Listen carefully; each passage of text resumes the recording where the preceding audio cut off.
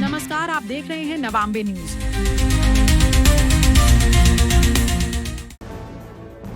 Doctor Hemlata का निधन, प्रशासन की निगरानी में ग्वारी घाट मुक्तिधाम में हुआ अंतिम संस्कार। जबलपुर की प्रसिद्ध वरिष्ठ नेत्र रोग विशेषज्ञ डॉक्टर हेमलता श्रीवास्तव ने आखिर इस नश्वर संसार को अलविदा कह दिया। कई दिनों के इलाज के बाद उन्होंने सबसे बड़े मेडिकल कॉलेज अस्पताल में अंतिम सांस ली। वहीं उनके निधन के बाद शहर में शोक की लहर है। कलेक्टर और एसडीएम के निर्देशों के अनुसार प्रशासन ने अंतिम संस्कार की प्रक्रिया को शांतिपूर्ण ढंग से संपन्न कराने के लिए पुख्ता इंतजाम किए हैं। मृतका का पार्थिव शरीर मेडिकल कॉलेज से सोमवार दोपहर 12 बजे उनके निवास स्थान लाया गया है, जहां से अंतिम विदाई के लिए उसे ग्वारी घाट ले जाया गया। प्रशासनिक अधिकारियों का कहना है कि कानून व्यवस्था बनाए रखने के लिए वे पूरी तरह सतर्क हैं, ताकि अंतिम यात्रा के दौरान किसी प्रकार की अव्यवस्था न हो। वहीं डॉक्टर हेमलता से जुद्दी करोद्धों की संपत्तियों के मामलों पर भी प्रशासन नजर रखे हुए हैं कि कहीं कुछ गड़बड़ी की आशंका न हो। मीडिया के सवालों का जवाब देते हुए जिला कलेक्टर ने स्पष्ट किया कि इन संपत्तियों की जांच वर्तमान में एसडीएम स्तर पर चल रही है। जांच की प्रक्रिया पूरी होने और संबंधित दस्तावेजों के मिलान के बाद ही आगे की कार्रवाई तय की जाएगी। फिलहाल प्रशासन का मुख्य ध्यान अंतिम संस्कार को गरिमापूर्ण तरीके से संपन्न कराने पर केंद्रित है।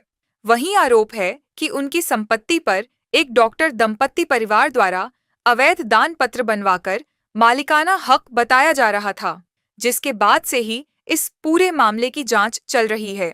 वहीं गायत्री परिवार भी इसमें तो प्राथमिक दृष्टि से जो चीज समझ में आई है, तो जो भूमि थी वो नगर निगम की, नगर निगम द्वारा लीज पे दी गई भूमि थी, और उसके बाद उस भूमि का जो गिफ्ट किया गया है जो दिवंगत थी उनके द्वारा, उस गिफ्ट को लेके बाद में जब उनका बयान कराया गया था एसडीएम साहब के माध्यम से, तो उसमें उन्होंने रिफ्यूज किया था। उनका गिफ्ट से पार्ट अग्री कर रही थी, वो उसके एक पार्ट से अग्री थी, दूसरे पार्ट से उन्होंने साफ रिफ्यूज कर दिया था।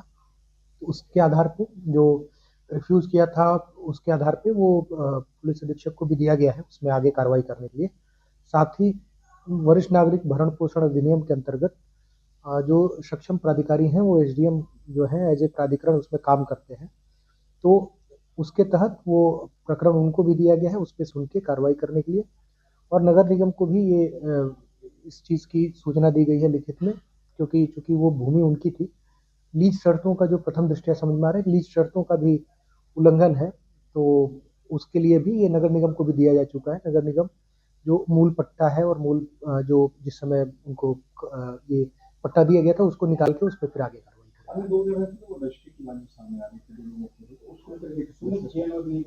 नहीं, मैं उसी पे कह रहा हूँ, वो रजिस्ट्री नहीं है, वो गिफ्ट डीड है, रजिस्टर्ड गिफ्ट डीड है। और ये जो नगर निगम का जो पट्टा है, वो नगर निगम की जो पट्टा का जो नियमित शर्तें हैं उसके तहत उसकी नगर निगम समीक्षा कर रहा है।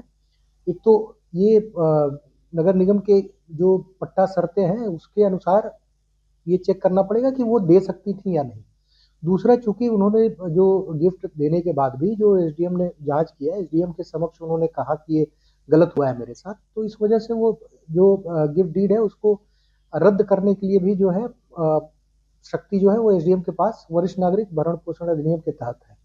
क्योंकि वो एक सीनियर सिटीजन थी, 80 साल से अधिक की आयु थी, तो इसलिए उनको दे दिया गया है। वो सुन के उस पे जय श्री महामाया ज्वेलर्स, शुद्धता, भरोसा और सुंदरता सब कुछ एक ही नाम में। श्री महामाया ज्वेलर्स, आधारताल जबलपुर, जहां मिलते हैं शुद्ध 23 कैरेट सोने और चांदी के आकर्षक आभूषण।